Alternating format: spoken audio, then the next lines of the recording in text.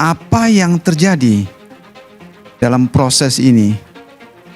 Anies dideklarasikan sebagai calon presiden bukan 11 November, tetapi jauh sebelumnya.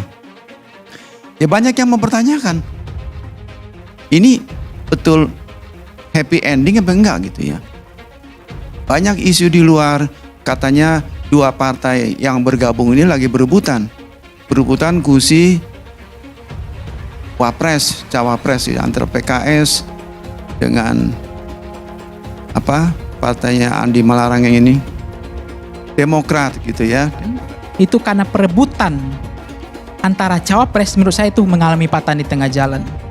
Karena berbahaya kemudian langkah politik ini dibaca terlalu cepat. Yang pertama alasannya adalah ini akan menjadi usang beritanya nanti gitu. Tidak ada lagi gorengan ke depannya yang akan dibahas kalau cawapresnya jauh-jauh hari ditentukan. Yang kedua, ini bukan soal perebutan Anies antara AHY dengan Anies Aher gitu. Tapi ada lagi alasan yang kemudian mereka juga harus berhati-hati betul untuk memutuskan yang paling ideal, yang ditunggu oleh Pak Jokowi dan Pak Jokowi dan Bu Mega sebagai orang yang arsitekturnya kemenangan. Siapa cawapresnya Anies yang itu dia akan menjadi dipersiapkan Bang Kani untuk menjadi lawan tanding yang sebanding. Nah sekarang kan nggak bisa ditebak siapa wakilnya Anies itu. Jadi tidak ada kata gagal, karena memang tanggal 10 itu sebenarnya itu adalah harapan dari Partai Nasdem. Nah, kenapa kami memilih tanggal 10 kemarin menjadi harapan itu? Karena tanggal 11-nya kan ulang tahun Partai Nasdem. Tepatnya besok itu tanggal 10, kita berharap itu menjadi kado ulang tahun daripada Partai Nasdem.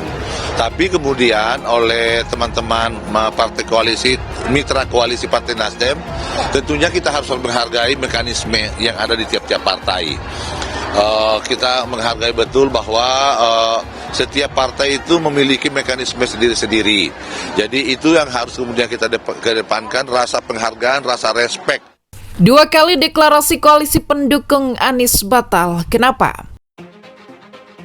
Sudah 2 kali rencana deklarasi koalisi pengusung Anies Baswedan sebagai calon presiden atau capres batal digelar.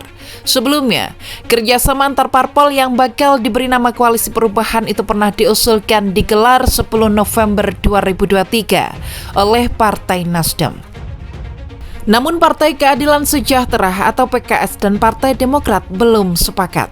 Kala itu, Ketua DPP Partai Nasdem Willy Aditya mengatakan kedua parpol tersebut masih perlu waktu untuk menjalankan mekanisme internal masing-masing. Bisa dipastikan 10 November tidak jadi deklarasi bersama karena memang satu, PKS akan rapat Majelis Syuro itu akhir tahun Desember, ungkap Willy ditemui di gedung DPR RI 7 November 2022. Kedua, Mas AHY, Agus Harimurti Yudhoyono dan kawan-kawan baru pulang sekitar 10 November, sambung dia.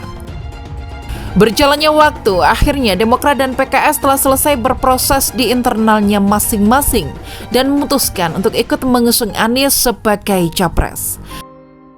Sedangkan Nasdem menyatakan hanya menunggu langkah dari 2 calon mitranya tersebut sebab Partai Besutan Surya Paloh itu sudah pernah mengusulkan waktu deklarasi sebelumnya. Awak media sempat mendapatkan undangan untuk menghadiri deklarasi Koalisi Perubahan di Sekretariat Perubahan, Kebayoran Lama, Jakarta, Rabu 22 Maret 2023 malam.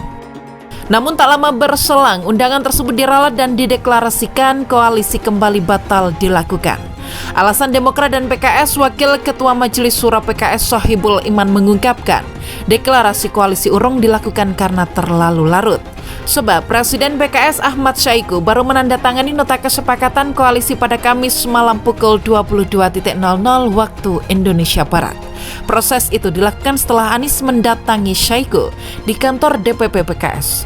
Semula akan diumumkan tadi malam, tapi karena secara pertimbangan waktu sudah larut dan sebagian besar akan menjalani sahur hari pertama bulan Ramadan, maka niat tersebut kita reschedule, tutur Sohibul dikonfirmasi Kompas.com. Sementara itu, Wakil Sekretaris Jenderal Partai Demokrat Didik Mukrianto menuturkan momentum deklarasi koalisi dianggap kurang tepat dilakukan Rabu malam. Kebetulan semalam sholat raweh pertama malam Ramadan, maka dari segi waktu belum memungkinkan deklarasi piagam koalisi, ucap dia. Namun Didik mengklaim tak ada hambatan berarti dari pembatalan deklarasi koalisi tersebut. Ketiga parpol lanjut dia tetap solid dan bakal membicarakan ulang momentum deklarasi. Penjadwalan ulang deklarasi koalisi hanya persoalan teknis saja. Secara substansi, piagam koalisi sudah ditandatangani, imbuh dia.